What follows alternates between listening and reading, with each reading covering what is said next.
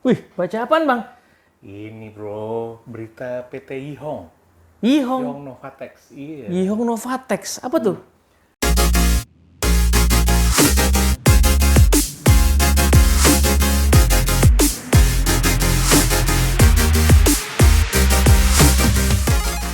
Nah, jadi serunya tuh kan beberapa, mungkin minggu ini ya, di minggu ini tuh Minggu ini ya. lagi seru cerita mengenai ada sebuah perusahaan, pabrik lah ya, pabrik manufacture di Cirebon, Oke. namanya PT Yihong Novatek. Yihong Novatek. Yihong Oke. Novatek. Nah, itu awalnya gini bro, ada 3 orang yang istilahnya mereka PHK lah ya. 3 orang yang di PHK, nah kemudian serikat pekerjanya nggak terima, kemudian mereka memprovokasi karyawan lain untuk demo, dan akhirnya mereka tutup pabrik, kalau nggak salah nggak ada operasi itu 4 hari. 4 hari, nah serunya adalah ketika 4 hari ini mereka mereka nggak produksi, Ya.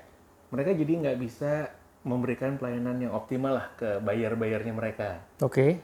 Pesanan terlambat segala macam. Akhirnya buyer cancel. Cancel. Cancel bro. Wih, udah kebayang ruginya dong itu ya? Oh, udah bayang banget ruginya ya.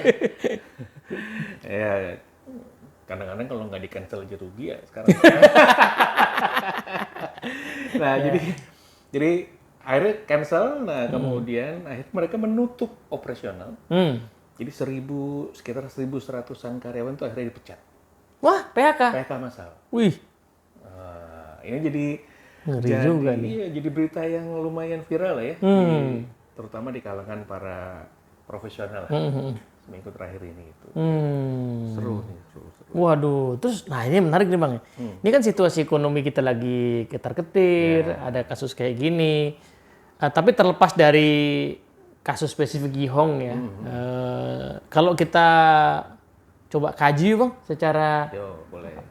leadership organisasi ini kira-kira bisa dilihat dari angle apa ya? Barangkali kalau ada yang ngalamin kasus mirip bisa dijadiin cara buat mengantisipasi lah gitu bang. Iya. Gimana? Ya, ini pada dasarnya kan terutama di mungkin beberapa tahun terakhir ya, namanya perubahan itu kan, cepet banget ya. Yes. Cepet banget dari mulai, ya mungkin yang paling parah tuh pandemi pada saat Pandemi itu, ya 5 tahun lalu 5 ya. tahun lalu. Nah, dan nggak berhenti sampai situ kan ya. Perang dagang chapter 1 gitu kan ya. Antara Amerika sama Cina. Yes. Kemudian tuh sampai sekarang berkembang itu yang tarif ya. Tarif dari Amerika itu tarif, yes. Padahal yang lebaran orang Indonesia, kenapa yang naikin tarif Amerika kan gitu ya. Tuslah ya. Terus lah. Iya. Ini kan jadi seru ya. Jadi banyak ya, terutama ya para pelaku bisnis ya, yang ketika terjadi hal-hal yang mungkin tidak sesuai sama apa yang mereka inginkan, ya ujung-ujungnya kan jadi mulai resah, panik dan Iya sebagainya. benar juga. Iya, nah kalau kita melihat ya, melihat itu pada dasarnya kan perubahan itu adalah sesuatu yang sebenarnya udah dari dulu terjadi lah ya. Ya, selalu ada.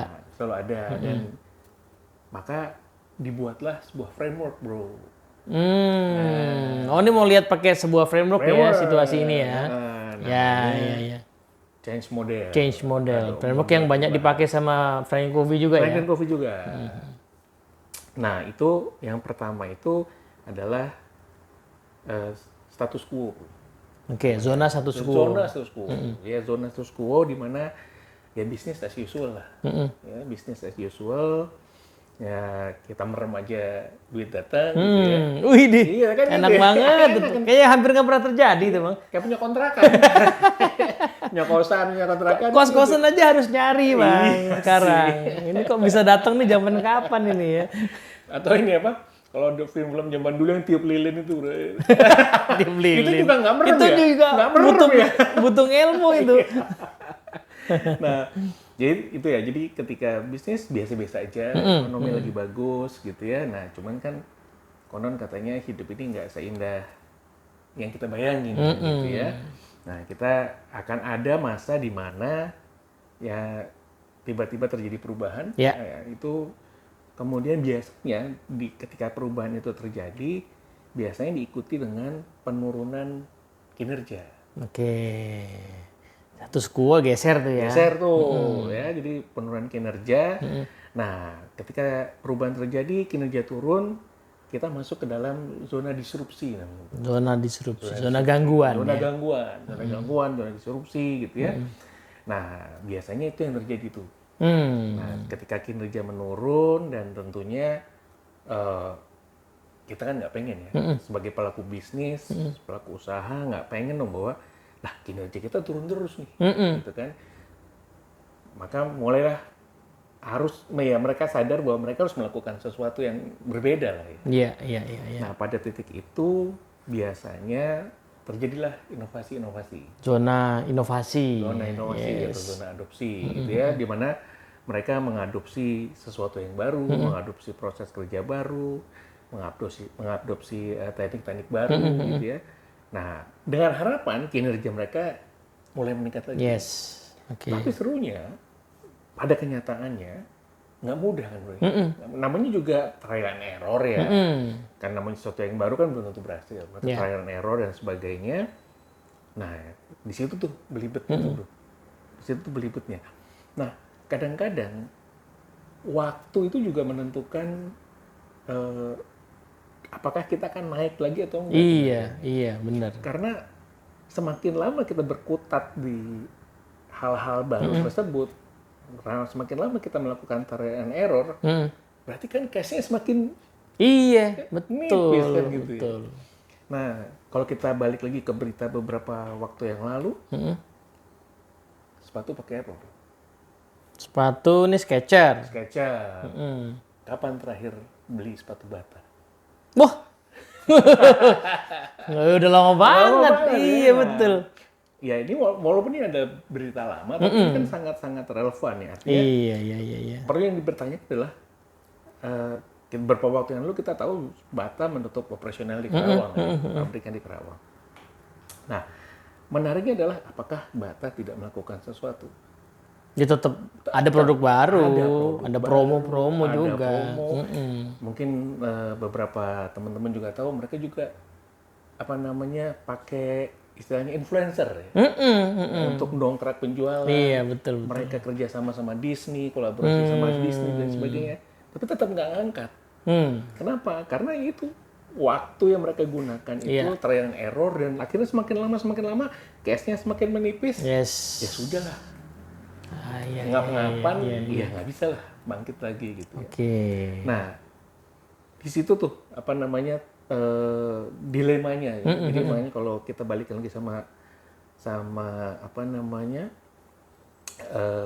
mungkin buku yang juga teman-teman tahu ya, inovator dilema kan gitu. Iya betul. Gitu. Antara mempertahankan yang ada dengan eksplorasi hal yang baru ya. Nah, sementara yang kita tahu eksplorasi itu kan butuh duit dan belum tentu berhasil kan. Iya benar. Nah, jadi makanya kenapa perusahaan-perusahaan yang udah sukses itu ketika duitnya masih banyak, mereka sudah mulai merintis hal-hal baru ya, explore ya.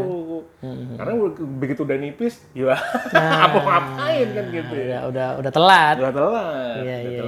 Nah, jadi itu yang biasanya terjadi. Nah, jadi kalau nih misalnya tadi kan kita masuk zona ketiga ya berarti ya, zona adopsi ya. Nah, sudah mulai terjadi proses kerja baru, sudah mulai mereka melakukan inovasi-inovasi baru, mudah-mudahan kinerjanya naik lagi nih. Iya. Dan tentunya semua pelaku bisnis, pelaku usaha itu pasti pengen kalau bisa kinerja kita tuh lebih bagus dari sebelumnya.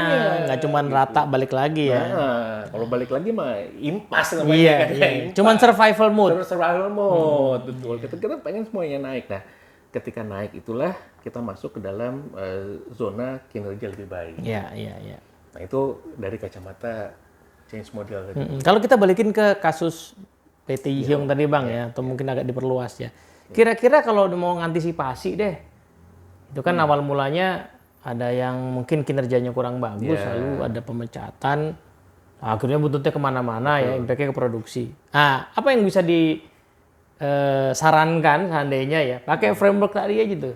Oke, nah terutama yang paling berat itu adalah ketika kita masuk zona adopsi, Bu. Bukan zona disrupsi. Ya, zona disrupsi itu paling berat. Ya, karena ya biasalah ya, mungkin lo sama teman-teman juga pernah sering dengar, Hmm. ngapain sih begini-begini, Hmm. kayak gitu ya. Dulu udah berhasil, ya ngapain sih bikin-bikin yang baru? Gitu.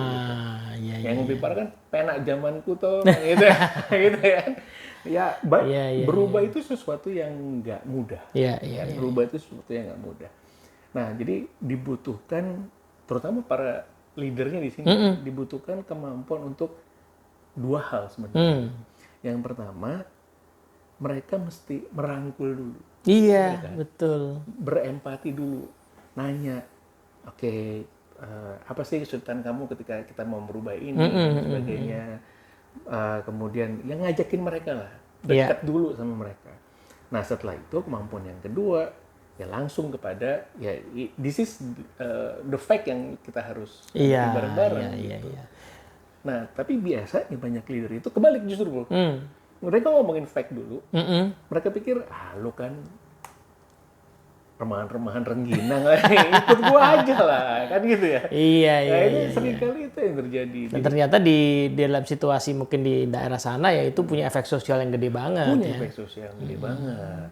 Nah, jadi ketika komunikasinya itu belum quote-unquote ya dibetulin, gitu ya, mereka nggak bisa merangkul si karyawan-karyawan ini, dan mereka akhirnya ya udah pokoknya begini, kita mesti begono begini gitu ya, tanpa disertai tadi ya bagaimana empati dan dialog gitu ya, dialog, komunikasi dan sebagainya, ya nggak akan jalan lah.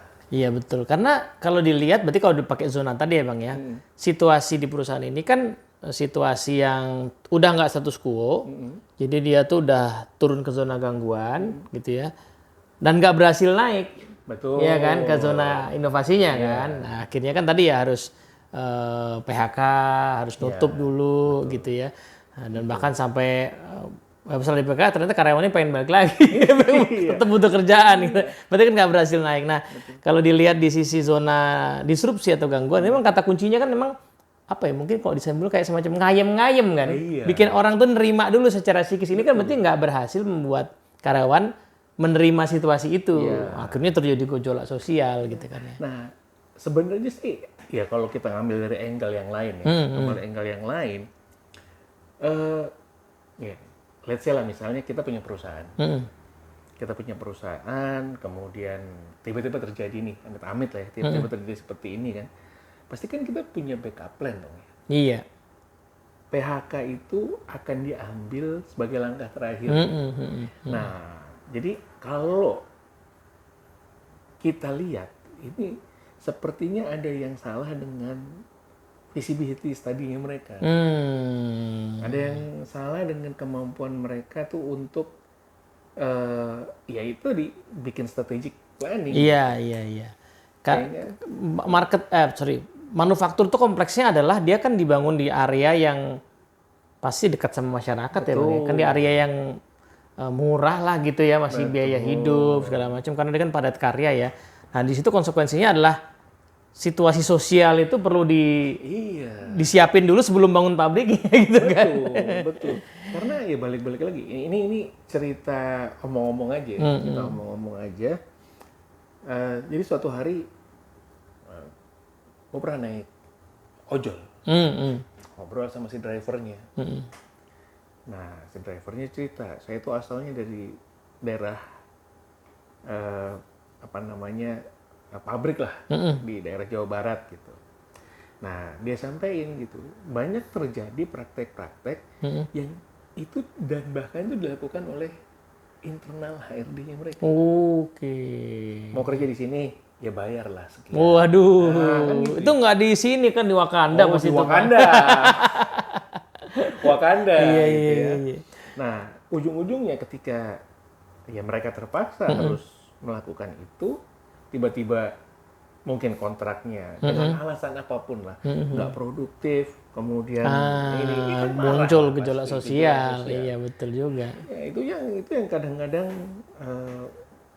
tidak diperhatikan oleh ya mungkin diperhatikan tapi terjadi pembiaran gitu ya. Itu pembiaran itu yang kadang-kadang. Ya, poinnya adalah mungkin kalau kita summary Bang ya, isu itu puncak gunung es saja ya. Jadi PHK karena tadi ya nggak bisa produksi, ya jadi rugi karena tadi ada pemogokan karena ada protes. Nah tapi pertanyaannya, protes ini harusnya bisa diantisipasi kan gitu ya. Nah, barangkali kita bisa mengandaikan barangkali proses antisipasinya itu tidak cukup baik ya dalam arti bangun hubungan segala macam. Karena tanda kuncinya tadi tuh kalau di zona disrupsi itu kan mengembalikan ketenangan orang supaya dia menerima dan yuk sama-sama kita masuk ke zona inovasi kan gitu kan. Betul. Tapi yang saya tanya balik lagi ya, seperti yang terjadi kadang-kadang para leader yang di tengah nih tuh, stresnya setengah mati, iya kan? Bosnya pengen begini, dan segala macam, dan ujung-ujungnya mungkin mereka melakukan itu pada awalnya. Tapi setelah namanya juga ketika kita mau masuk zona disrupsi, mau masuk ke zona adopsi kan mulai terjadi tarian error kan. Ini nggak berhasil, itu nggak berhasil, stres lah mereka. Nah, ujung-ujungnya yang atasnya yang di tengah ini itu nggak ngayomin lagi gitu. Jadi reaktif ya. Reaktif. Yes. Nah, jadi apa namanya? Kita ngelihat ini isu bisnis. Tapi sebenarnya kalau ditarik ke belakang ini isu leadership juga. Leadership gitu. Iya. Ujung-ujungnya balik lagi gitu. Yes.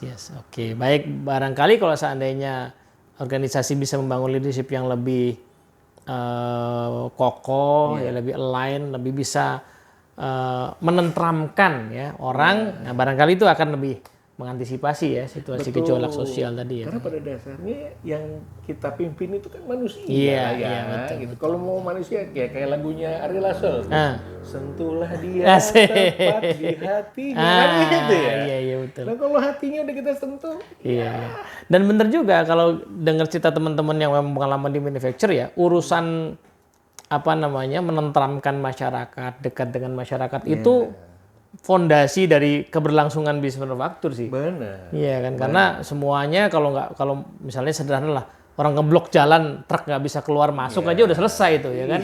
Jadi ya kan kayak teman-teman kita di pertambangan juga sama ya, udah gali-gali terus ditutup jalannya nggak bisa produksi gitu. Jadi kerjaan menenteramkan hati dan dekat masyarakat itu memang krusial banget ya. Iya betul. Iya. Oke, siap. Wah, thank you banget Bang nih, dari baca beritanya kita bisa dapat insight ya.